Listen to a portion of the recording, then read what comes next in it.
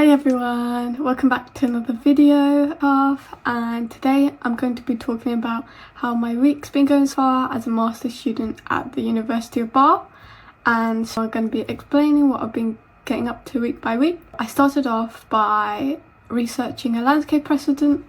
We each got given one to research and mine was located in West Germany, and so we had to create a short 4-minute presentation.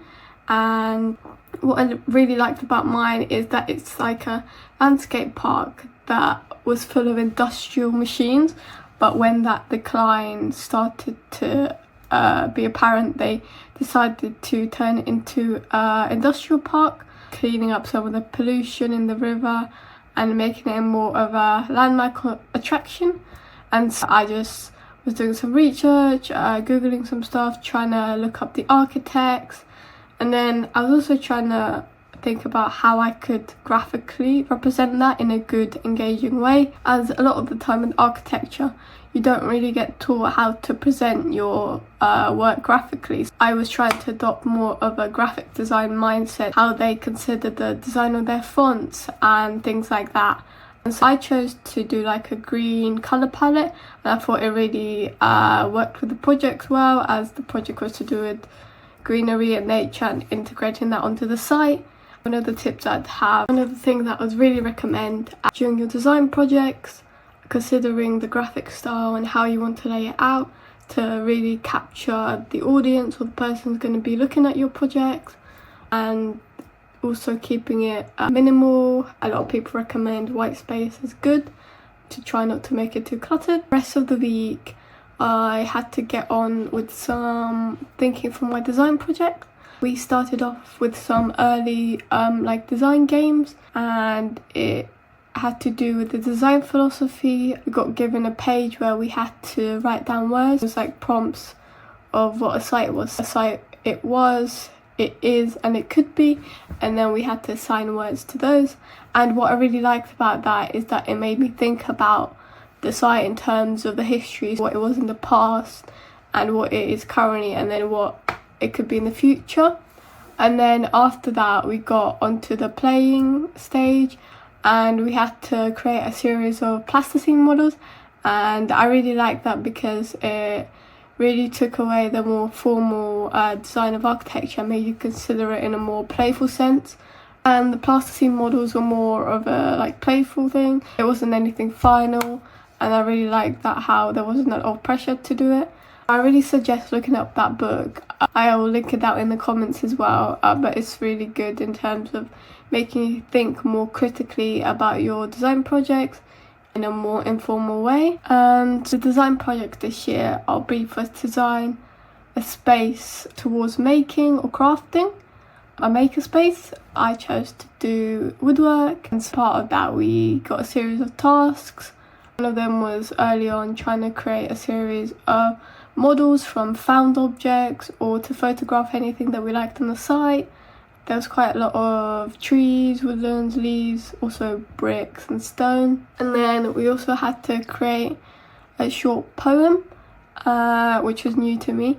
And I really liked the process of trying to instill the idea in a different concept. And I was also trying to make the poem rhyme, which was more difficult than I thought.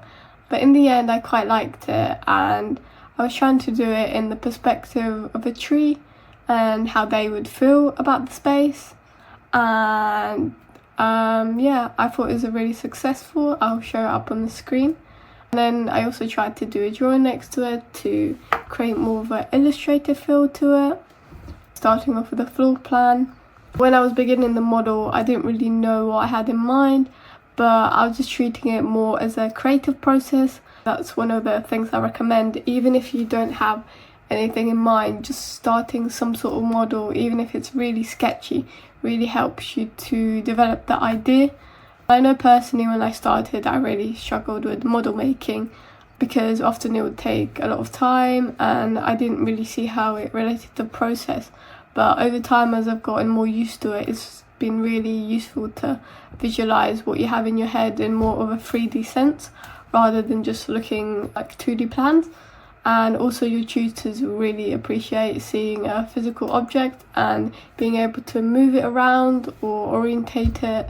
Really helps you also see your idea through a different lens and perspective, and it may also generate a new idea that you haven't previously thought of before. And then I moved on to trying to find my site on Digimap. The site we got given this year is Stroud. It's located in Gloucester and it's a small town, and it's really prevalent as it has a river running through it, and also it's a little canal path, and it was mainly known for its industrial use.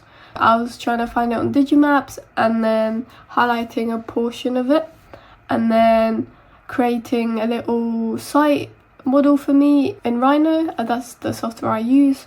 So I really liked my master's far. I know especially for Bath, people would have a preconception how it's quite technical and it may put off people, but so far it's been quite conceptual.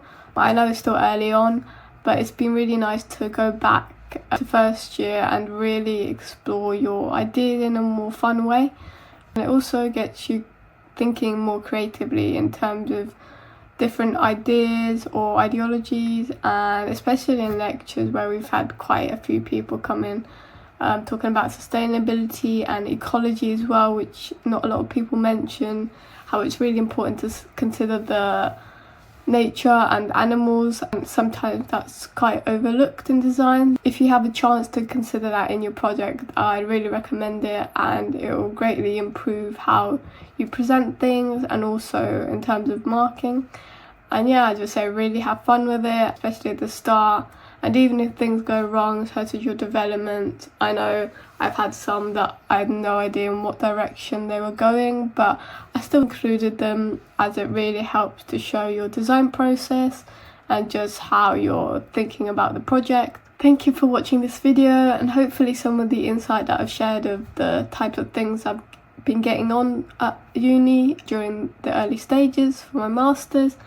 And if anyone has any questions or any future videos that you'd like me to make, I'd be more than happy to. And yeah, see you in the next one.